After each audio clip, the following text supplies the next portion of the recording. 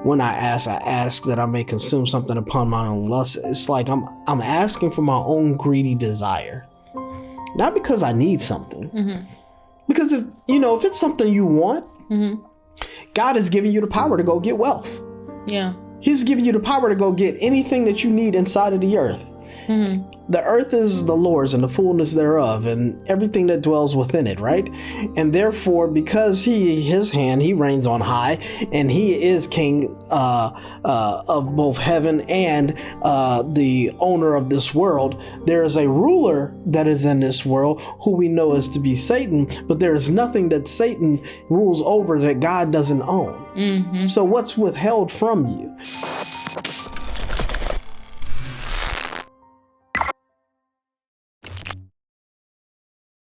In segment 1, we talked about the importance of being filled by God before we can pour into others. We challenge ourselves to ask, have we become so self-reliant that we've forgotten how to truly depend on Him? And we were reminded, without God as our source, our light will always dim eventually. But even when we are filled, even when our intentions are right, living out our faith in this world isn't easy. We're in a time where living boldly for Christ is more countercultural than ever. In the year 2000, 45% of Americans identified as practicing Christians. By 2020, that number dropped to just 25%. That's a 20-point drop in one generation. So what does that tell us? It tells us we're walking through a cultural moment where the external pressures to conform is stronger than ever. And the moment you decide to live for God, you'll feel it through discouragement, rejection, burnout, or the quiet pressure to just blend in. So here's where we're going next. How do we remain faithful in our purpose, even when facing opposition? I can think of many times when I have just already felt this feeling of not only on my own faith journey of wanting to conform and not wanting to stand out, but for example, growing up, speaking Spanish at home. We don't usually speak Spanish at home. Sometimes we do some, but when we do, I'd say it with my sister, with my mom, and my mom might look at me if I say a certain word wrong, if I conjugate it incorrectly, she'll look at me like, no, that's not how you say it. And there's just something that happens and you just shrink and you're like, well, I don't want to say that again. Or I don't want to, you know what, let me stop for now. And then and then every time you try it again, you're like, you have that thought or that feeling that comes to mind. You're like, oh, do I even want to try that? Oof. And the same thing also used to happen to me when I was younger. I'd have I'd honestly speak before, I'd talk before I think. Mm-hmm. So things would just blurt out and people would look at me like I'm crazy. I'm like, oh. So in that case, it might be good. But so in that case, it might come in handy. I can learn to think before I speak. But no, seriously, sometimes people would look at me certain ways or whatever when I'm just trying to be myself and just trying to make friends and trying to do that kind of stuff.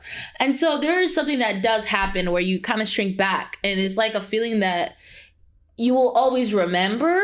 So I don't know how can we combat this when it comes to our faith? You mentioning that is somewhat of a tough subject. And I'll try to articulate why. Okay. Well, one, what you're really talking about is the fact that we as human beings oftentimes really lack grace. Yeah. Right? And we're ultra critical, especially in this society, right? Everybody's a critic. Everybody has a critique. And nobody wants it for themselves. Yeah. Right? Nobody wants to be critiqued. Nobody wants to be given, sage advice. Yeah. Right? Until they're in their dire states when they realize that they don't know it all and they are in need of it. Or maybe they just don't want it from you. They only want it from those who they want it from.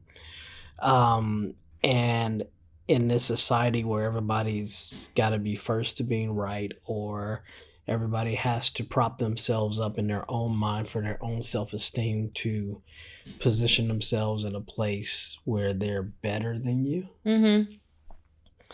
seeking for every opportunity where they can get some type of feedback information that would suggest that somehow they're elevated in their thought, in their intellect, in their ability. Yeah. And a lot of that comes from the very scenario that you're talking about, where they're subjected to situations that are meant that, whether the person realizes it or not, but is deflating a person's self-esteem. Yeah. Right? And when we say that, what we're saying is stealing away your confidence. Right? And unfortunately, within the culture, and it's just not isolated to American culture. This is human culture, right? Where we don't extend grace per se in many respects, and we have to point out how you fell short. I suffer from the same problem, right? Now, I don't know if I have the same paradigm behind the why as much as it is a desire for people to improve. But I did have to get to a place where I understood how my critiques may be perceived, to stop offering them unsolicited. Oh, yeah. Right?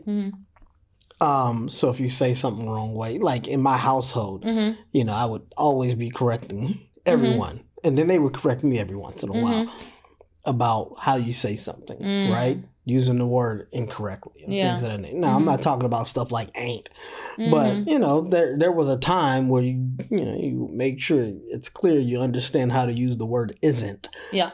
Right? But there's all different types of vocabulary words that can get used incorrectly in the wrong tense and things of that nature. And so you're always educating, right? And you're always like pointing that out. Now, when you're doing that with kids, it's one thing when you tell your wife, hey, oh, did you mean, right now? Okay, that might rub them the wrong way, right? Now, you may be doing it in love, like, no, babe, that ain't how you say that. Like, she like, don't correct me, right?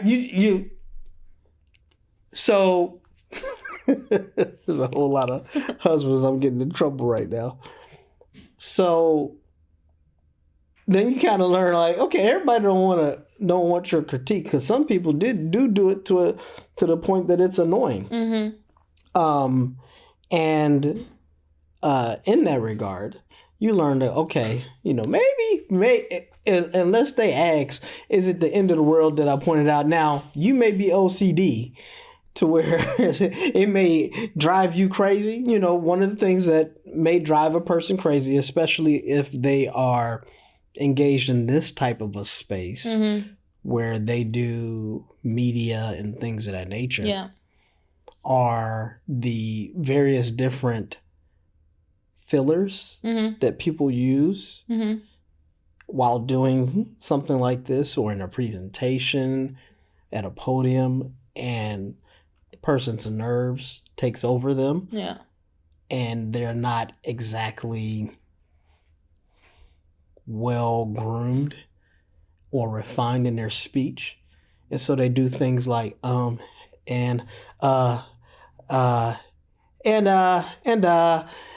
so, yeah, now that's a critique, right? And we all go through that in this space where it's like, stop using that so much. Every once in a while, okay. But we'd rather you take a pause. Yeah. Right?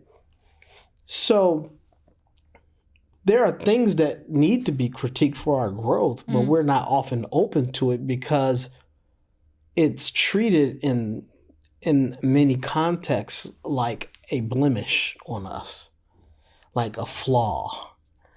And instead of it being done in love by a lot of folks, it's kind of like what you said, where you get the full spectrum of the body language that would suggest that it takes on a negative connotation instead of a positive reinforcement of the right way to do things. So how you deliver the messaging matters just as much as the message that you're delivering. And we're not good message deliverers a lot of times. And that's what leads to this feeling of the critique taking on a negative connotation with us. And so then after you've been subjected to that for so long, and it's been done by so many people, the only way you're able to get past it, the anger that comes along with it, the feeling of the decrease in your self-esteem when you encounter it, the lack of confidence that comes from it as an outcome, is to increase your understanding. Man, we could take this down a lot of different roads, but I didn't fully. It took me some decades, maybe not decade, a little more than a decade though, at least more than a decade, to fully appreciate and understand kind of the messaging behind Christ meeting each person where they were. So you've got all of these various different stories in the Gospels where there is an encounter with Jesus and there's a perception of who Jesus is without a knowledge of who he truly is. Some would refer to him rabbi. Okay, well, that's a teacher, right? Lord. Some savior, right? Son of God, prophet, right? And so there's one particular parable where one man goes through 3 different stages of his evolution of understanding who Jesus is. And what we as individuals have to understand is that not everybody is looking through the same lens. And first, as a believer, you got to understand that so that you can give them some grace. You can give them, as a believer, some grace for not necessarily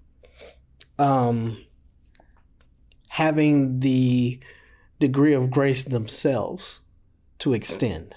And not internalize it and impersonalize it and take it as a shot to yourself of who you are. It's really an indication of who they are. Right? If you say something amiss and I point it out, and how I point it out is derogatory in nature, then that's not a you problem, that's a me problem. That's more of an indication of who I am than it is an indication of who you are. Everybody's allowed to make mistakes because nobody is perfect. We all fall short. All have fallen short of the glory of God, right? And when you understand that, it should cause you to lace your tongue with a little bit more grace when you encounter and deal with people. But you also, in that understanding, should have the expectation that they're not necessarily going to give you any grace when you're talking to people. And now you have to then, understanding that, be okay with it. And say, I'm going to do it anyway. Right? Because that's the only way you overcome. So, and this is important because otherwise, why would I go on and do this podcast? Right? Because there's going to be people who say, who are you? Who am I? You guys have no clue who I am. Like, who is this dude? Who is this dude? Why does he think he needs his own podcast? Why does he think we're going to listen to him? Like, why?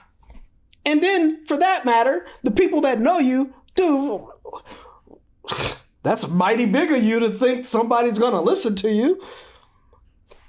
But I'm a cat who's been out on the streets, witnessing to people under bridges, in parks, in apartment complexes, in the hood, in the suburbs.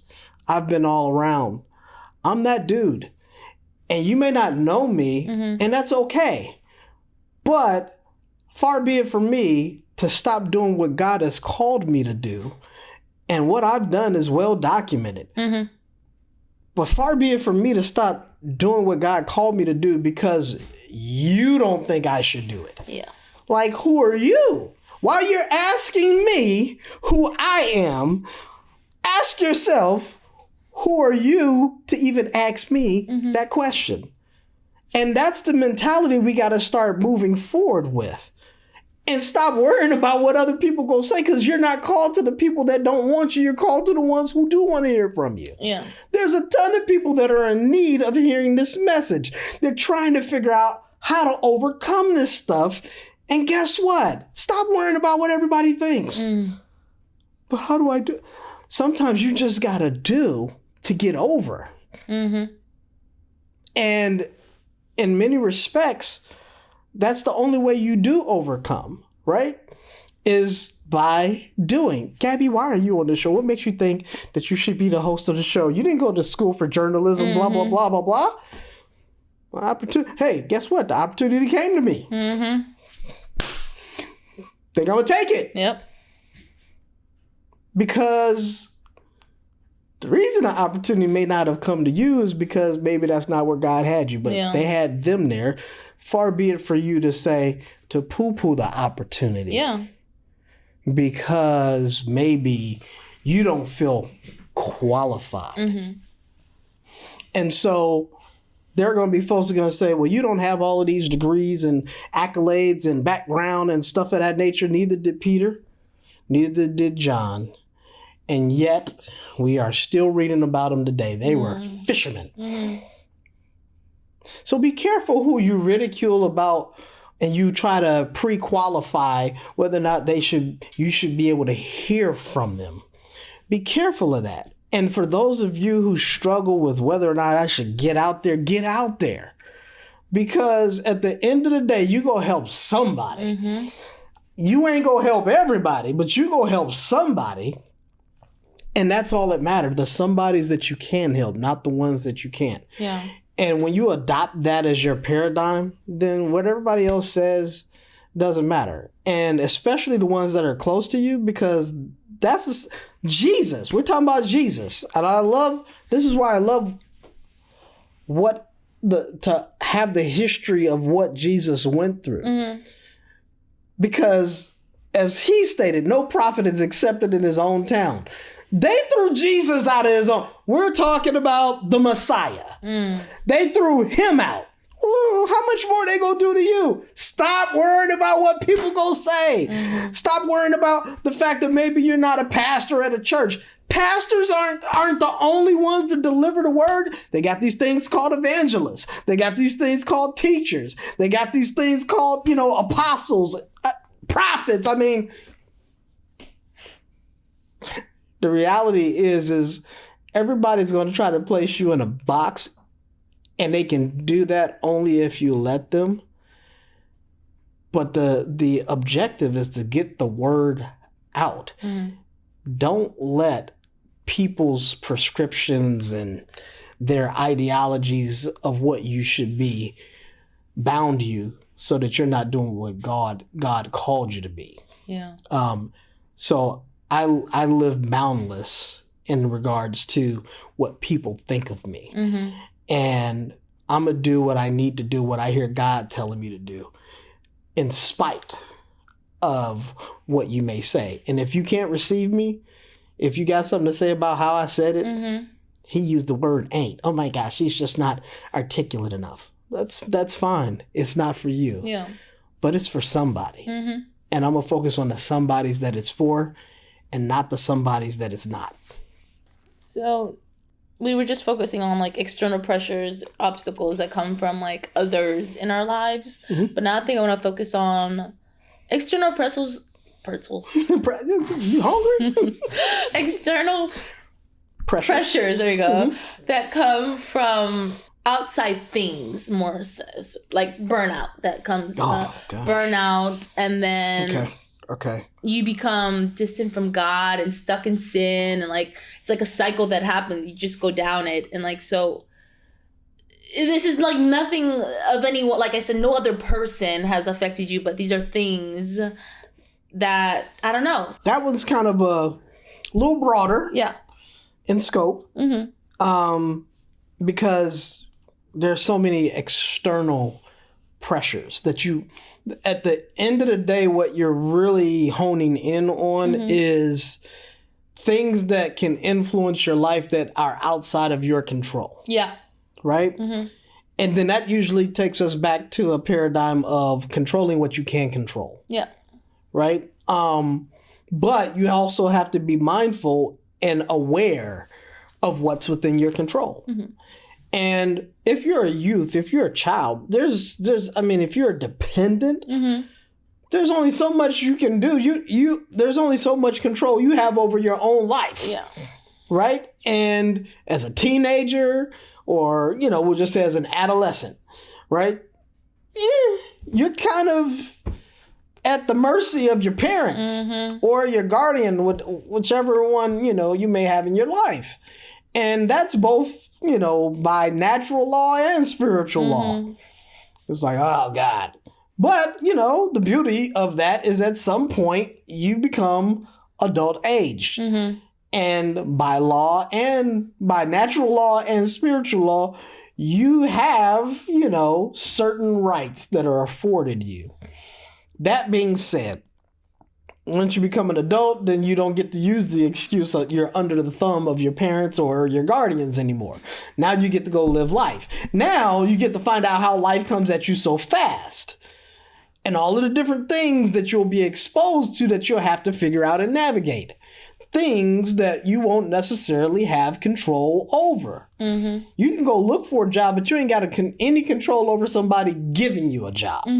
Right? You can try to start a business, but you ain't got no control over whether or not clients select you or customers, patronize you. So there are certain things that are within your control and things that are without your control. And those things that are outside your control can put a lot of strain on you. So one of the things that we really have trouble with, especially in this country, is keeping it simple. This is some sage advice, is to keep life simple. And many of the problems that we will run into, not all of us, but a large majority of us that we will run into is our inability to keep it simple, which leads to these problems. You trying to keep up with the Joneses. So as a result, you ain't keeping it simple. You ain't keeping it to, I got enough based on what I got, and I'm going to work with what I got, and then I'm going to wait until I got more before I make a move on getting more. Yeah. No, we live in a culture where you get more before you actually got more to handle what you're going to get, right? We live in a credit society, right? So we're going to use credit to get what we ain't got until we can get it, or until we get enough to be able to cover what it is that we getting. Yeah. And we jump ahead. And so we create unnecessary, undue pressure. And in the Bible, it says the borrower is servant to the lender, right? The borrower is servant to the lender. And we borrow a lot. And it subjects us to not having the freedom that we're looking for. Because when you borrow, now you got to go work. You got to. Like, nah, I can't go do that. And think about it, as a kid, what do you hate the most when you're growing up in your parents' household? Being told what? No. But I want to go, no. But it's just, no. You're just trying to stop me from having fun. You're right, yes. No, that's not the goal. The goal is to make sure that you're preserved. But that being said, then you get to adulthood, and then Your life is filled with no's, and now you feel unfulfilled because you don't feel like, and then you got all these people posting pictures of things that they're doing, not necessarily lending, your path doesn't necessarily align with the path that they took to get there. Mm-hmm. Your situation doesn't exactly align with their situation that put them there.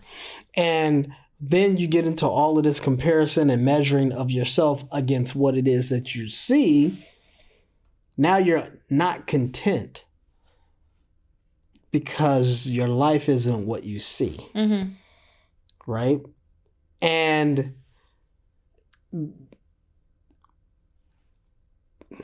discontent can lead to a whole lot of bad decisions. All right, I'm about to go into some realms here that's probably not going to be pleasing to some folks. Okay. But on the topic of women, talking to you women, young ladies, young ladies, girls, he who findeth a wife findeth a good thing. But you don't want to wait for your husband. So we prematurely select men who aren't ready to be husbands to us because of the fact that we feel like we can't actually just be alone. And so we select knuckleheads prematurely. And I know enough knuckleheads to be able to be legitimate in calling out knuckleheads. So you take on a knucklehead and subject yourself to a lifetime of misery, or whatever, we'll call it a short time of misery and then maybe a subsequent time of happiness if you decide to move on, because we prematurely select these individuals. And guys do it too when they select their women because don't nobody want to be alone. Well, they got a boyfriend and I got to have a boyfriend. Well, they got a girlfriend. I got to have a girlfriend. Well, they having sex. Well, I got to have sex too. Mm-hmm. They're like, dang, why did it get so extreme? Mm-hmm. Because we're measuring ourselves according to what we see outside. And we're using that as a guide to make our own decisions. Unfortunately, subjecting ourselves to unnecessary misery, pressure, and stress because we acted prematurely and we did it before the time that, one, we were ready, and then two, they were ready. And now when we do that, now we got all this strain, this misery, and all of the stuff that we got to deal with. And yes, I'm talking to you young folks out there who don't want to wait. You feel like somehow something's wrong with me if I ain't got somebody on my arm. There's nothing wrong with you. Make yourself something that is so special in the eyes that look upon you, that there is no, how can I put this? That there's a wait list,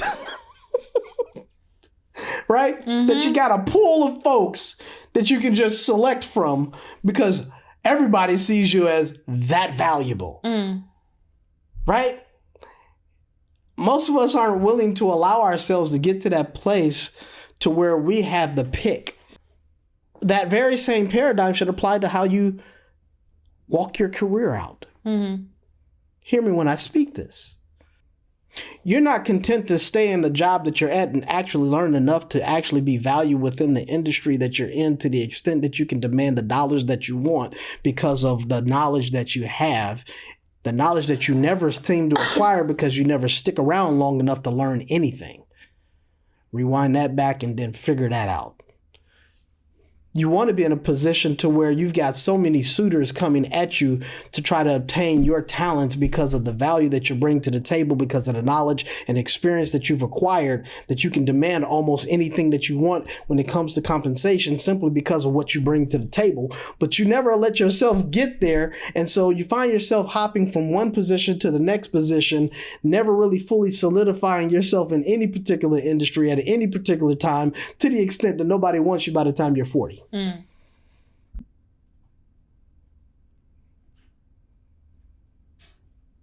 The difference between a job and a career is a job is what you do, a career is what you have. People with jobs have no career.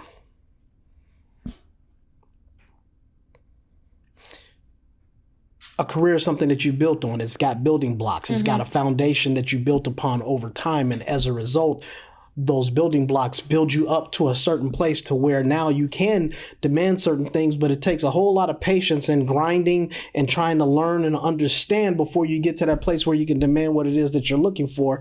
A lot of folks aren't willing because of their entitled beliefs about what they should have, because again, they're comparing themselves to what they see. Susie May has this and she's making this, or Johnny Jew has this and he's making this. And you're comparing, but where are you? Where are you? I mean, come on, let's, product selling 101.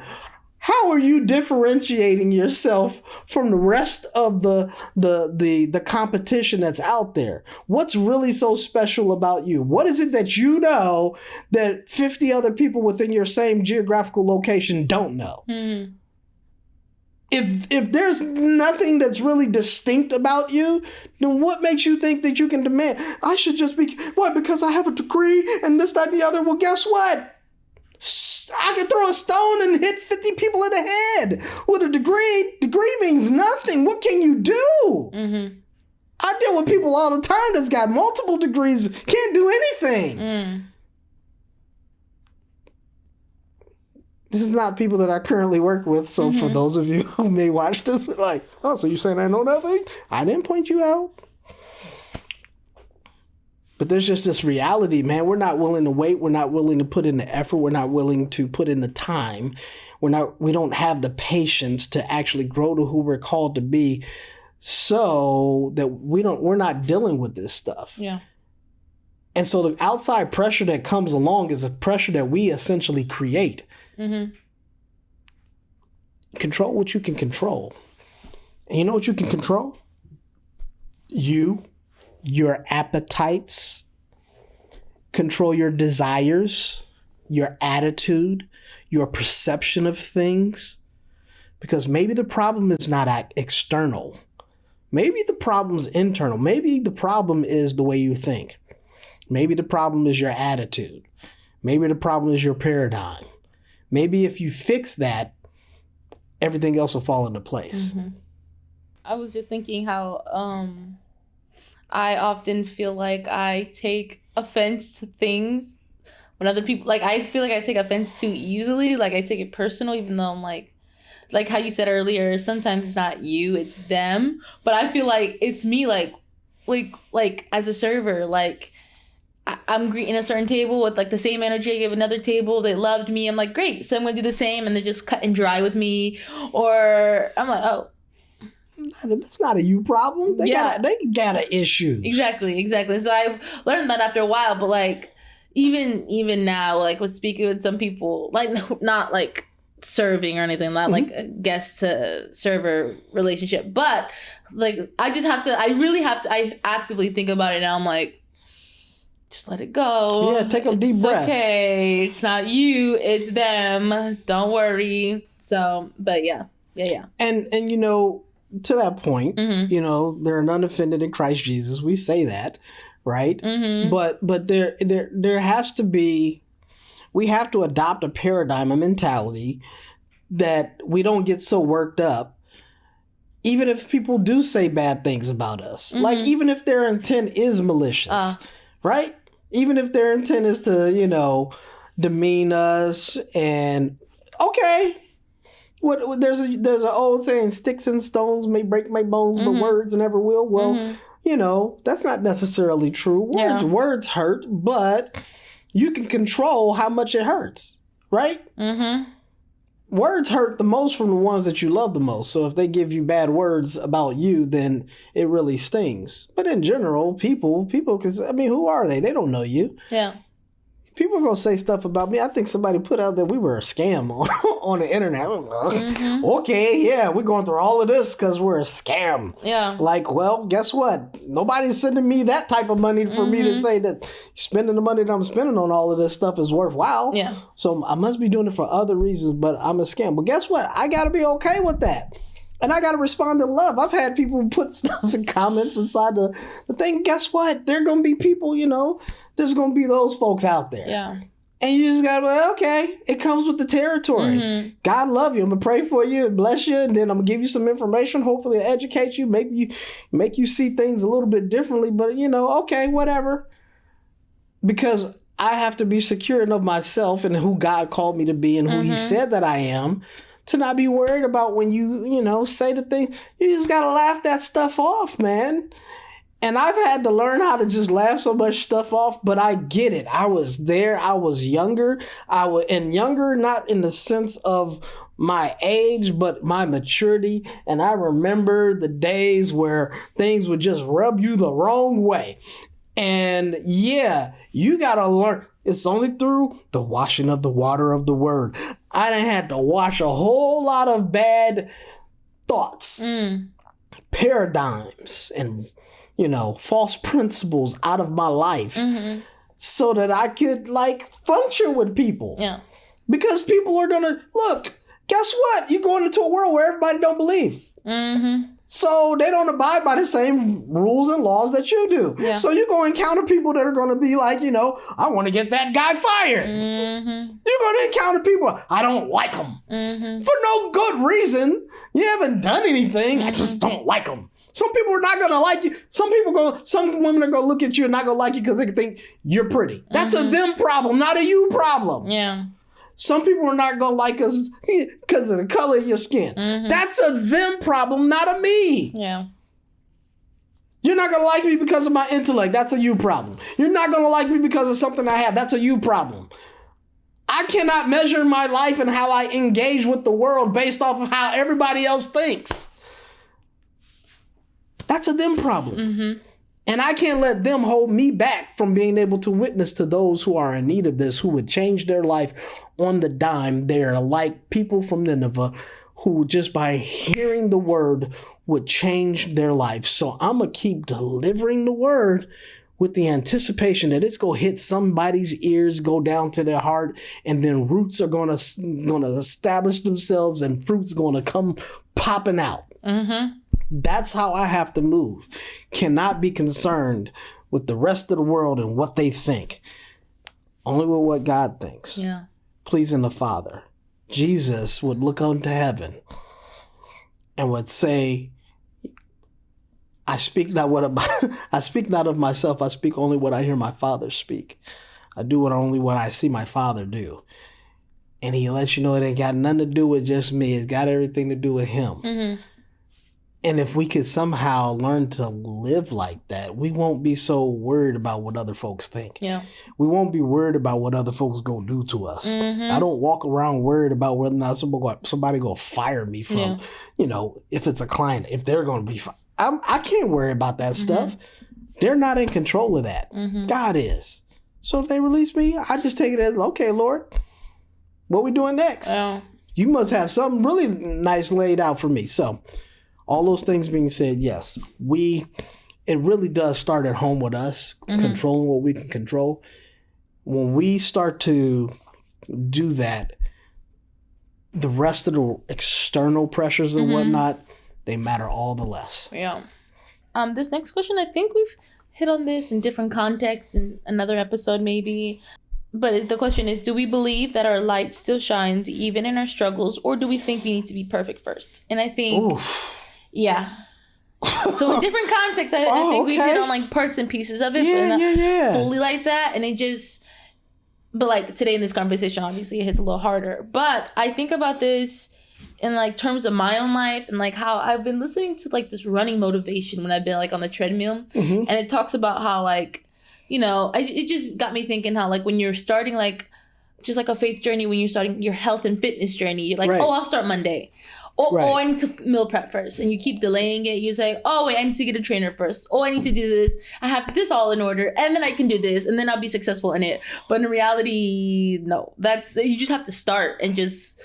And I mentioned the running motivation thing because it mentions those kind of things. How you said you're going to do this day. And then it doesn't happen. But I find that when I just get up in the morning and go and do it, you accomplished it and it feels better, and now you can continue on working on that journey of whatever you're working towards. But as far as faith goes, what are your thoughts? Well, first of all, I'm about to give some, they don't need it. But Nike. Just do it. I mean, dag. Yeah. Brilliant. That's brilliant marketing right there. Good Lord. If any of them Nike's people, I forgot who that's like, Kennedy and something, Kennedy and Wheaton and Kennedy. Yeah, I think that's the ones that did their like, good Lord, just do it. Man, that's good. I like that, man. Sometimes you just got to adopt that mentality. Just do it. Yeah. Right? Because you can talk yourself right out of doing something. Boy, if you think too long, woof, that's a problem. Like, there are things you should stop, think, and then do. But boy, don't let it be when it comes to getting things done. Because some folks will stop, think, and talk themselves right out of it. But that question that you asked, where, ask the question again, because I have a thought behind that I want to share. But ask the question again, so I want to make sure that I'm right when I share this. Okay. Do we believe that our light still shines even in our struggles, or do we think we need to be perfect first? Man, when are you ever gonna reach perfection? Explain to me show me the perfect person in this world. I ain't ran across him. We got Jesus and then everybody else. Yeah. And so who's the modern version of perfection? Doesn't exist. Matter of fact, you can go listen to all of the millionaires, billionaires that are out there. None of them are perfect. And many of them will tell you, boy, I got lucky. Yeah. Right? I say that to say you're never going to be perfect. We strive for perfection. And we do so to get as close to it as we possibly can, understanding that we can't. Yeah. Right? Which means that we're really striving to become the best version of ourselves. Right? Whatever that looks like. Yeah. And pushing yourself to the place where you do, get to being that best version of yourself. That being said, to the whole start now principle, the just do it. I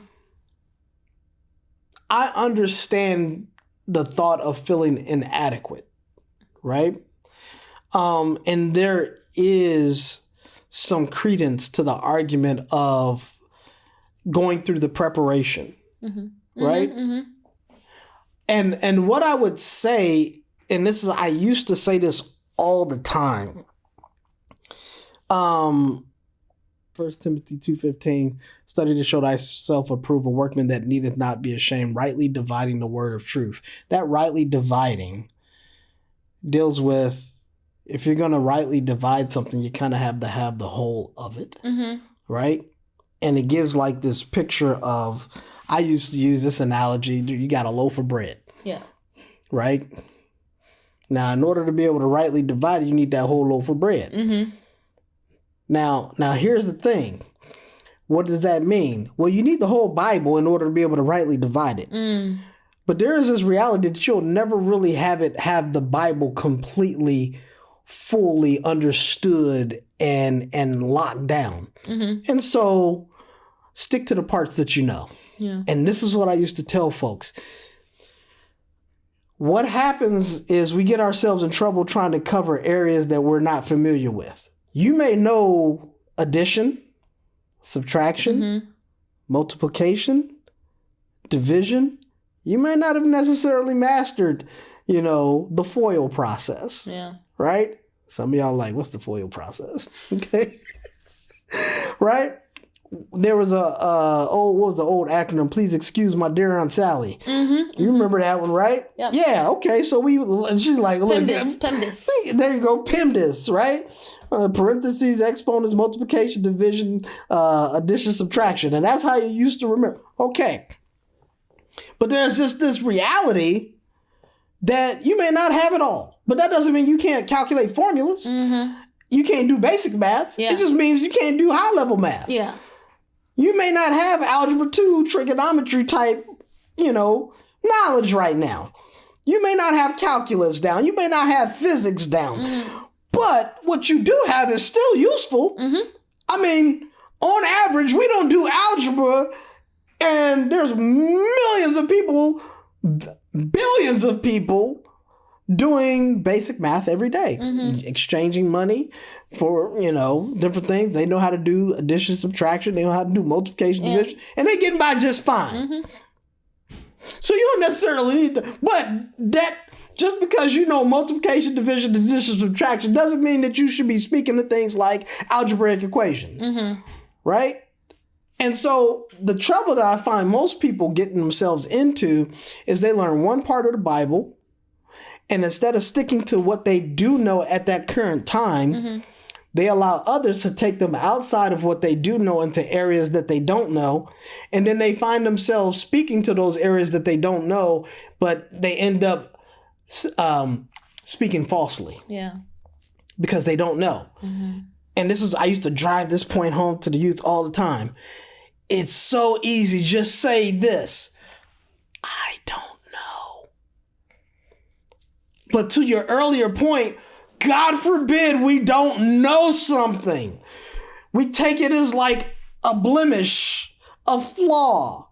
And so instead of just saying, I don't know, we feel the need to speak to something and we take the chance at just being wrong. Yeah. Hoping that maybe nobody will notice. Instead of just saying, I don't know that. I know addition, subtraction. I don't know that one. You may know the salvation of Jesus Christ, but you cannot tell me what it is to take the oath of a Nazarite. But that's okay. Because you know what you just say in that moment? I don't know. Some of y'all are going to look it up right now so that you can go be able to tell somebody, I know what it is to take an oath of a Nazarite. You mean from Nazarene? Like, no, that's not.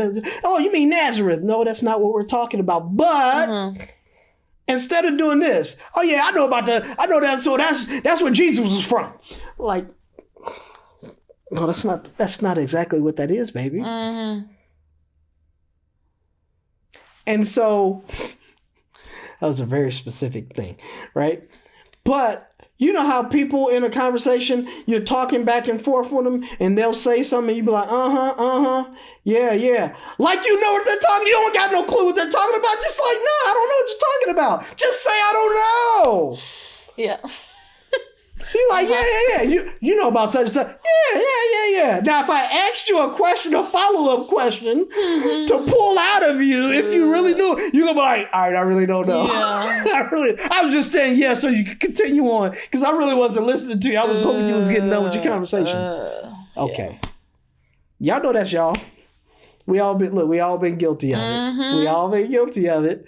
And that's part of growth. Yeah. Part of growth is to be able to say, I don't know. And stick to what you do know. And guess what? If you stick to what you know is good enough for somebody, and God's going to send a person, he's going to send that somebody that's good for to you. And if you stay disciplined to stay in the lane in which you are supposed to operate based off of what it is that you do know, and give yourself time to grow, then you will find that you can speak to some of these other areas, but avoid speaking to areas that you're clueless about. Yeah.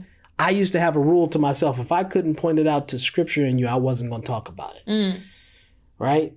And so I used to have to get really good at being able to crack open that Bible, speak to a specific situation, point out the scripture, right? Especially in my early evangelist days, right? And, you basically, you're taking on this kind of, scribe/scholar role in doing that. But I used to have to challenge myself to not speak to anything that I couldn't point out in scripture, because then it can be misconstrued that maybe I spoke to you falsely. So I'd rather point you to where it says it in the scripture so that you can read it for yourself and get the full context of what it is that it says, and we can deliberate over it so that you can get full understanding, versus me just spit a scripture off the top of my dome that don't really mean what it is that it says, or and I've given it a totally different meaning, only to be found out to be false later. And then now you don't believe because you got deceived by me about what it is that I said. Far be it from me to mess up somebody else else's opportunity to believe and have faith because I gave them a bad word. Mm. And so, yes, we must learn to stick to what it is that we know, and that will save us from so many opportunities for others to ridicule us or to castrate us because, we spoke falsely. Yeah. Avoid that. Mm-hmm. Stick to what you know, and you don't have to worry about that. Mm-hmm. So that's my thought.